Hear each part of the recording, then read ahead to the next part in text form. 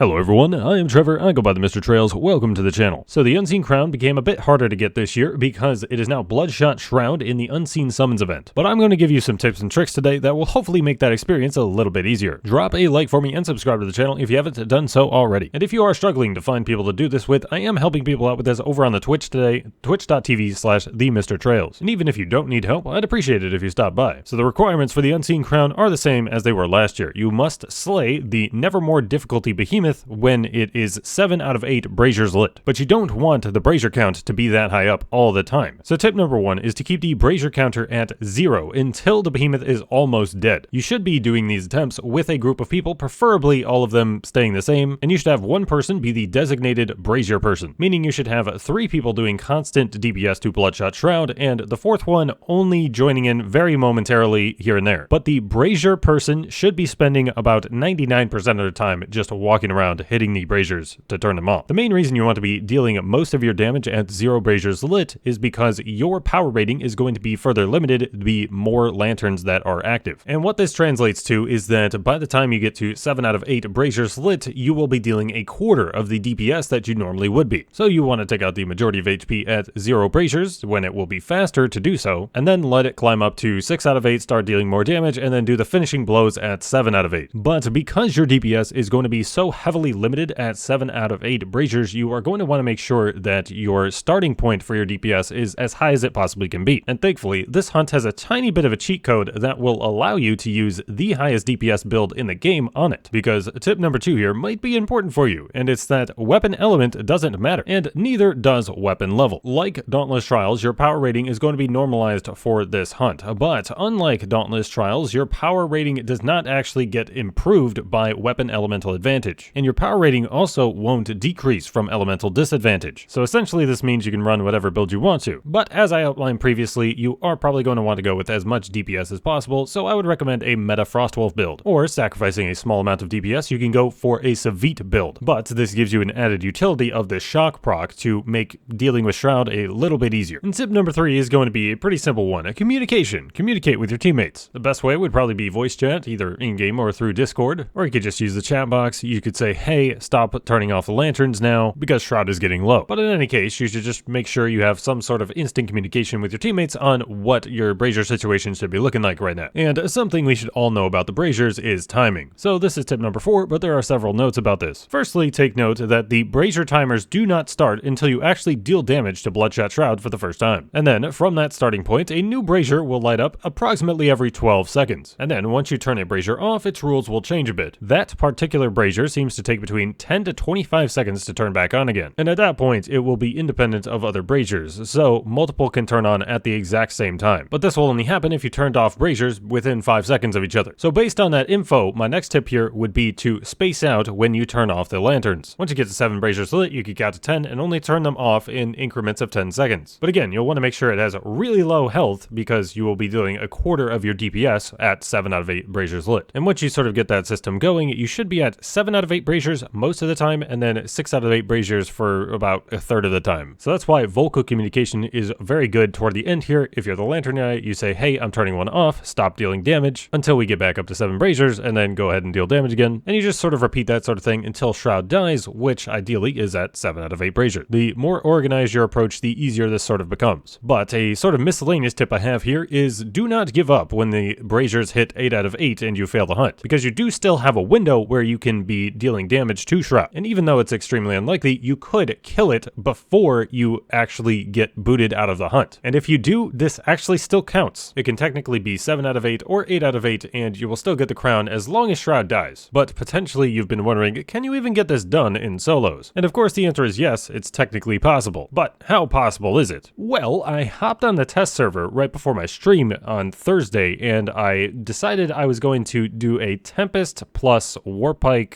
concussive payload build. And I did a couple more attempts at this yesterday, and with the munitions amplifier mod, the idea is that you can poke Shroud a couple of times, get a full ammo quality out of those couple of pokes, and in between turning off braziers, you either use Tempest or you use your concussive payload. If you use a true movement speed build, it's actually possible to break all of Shroud's parts, so you will want to slot in a 3 acidic on this build if you are going to attempt this, because if you break all of Shroud's parts, then you won't get the extra damage bonus from your move speeds. But I would highly recommend that you don't do this solo. I would actually recommend doing random queue squads over doing solo for this, because there's just too much to juggle being solo. Most of the time having two things attacking you, because it will have a clone most of the time, and then having the impending threat of turning off braziers every 10 seconds or so, it's just not worth doing in solo. Here's some footage of when I was doing these solo.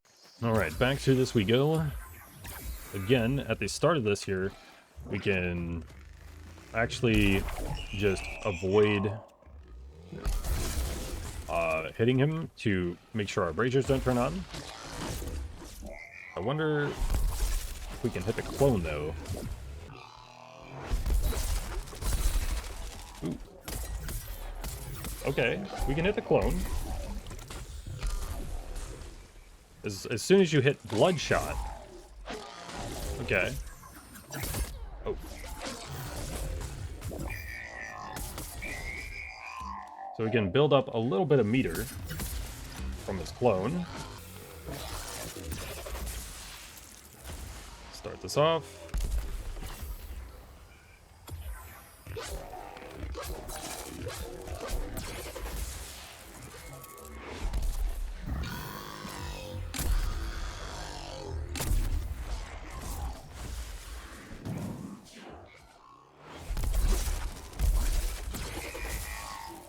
Look at that, he's half out already.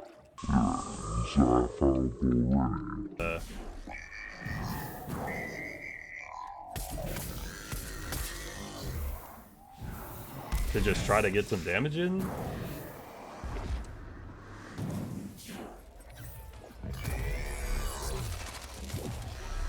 Oh, hello, dude? My game? Hello?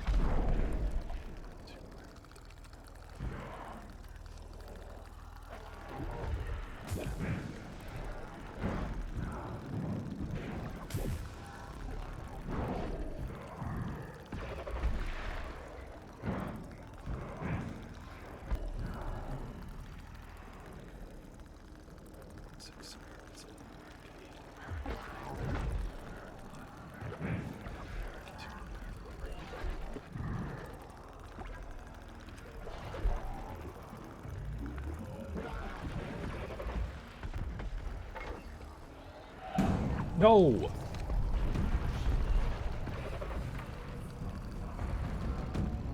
Damn it, dude. That was so close. Like, he was so close to dead. I want to know how close to dead he was, because that was 25 minutes.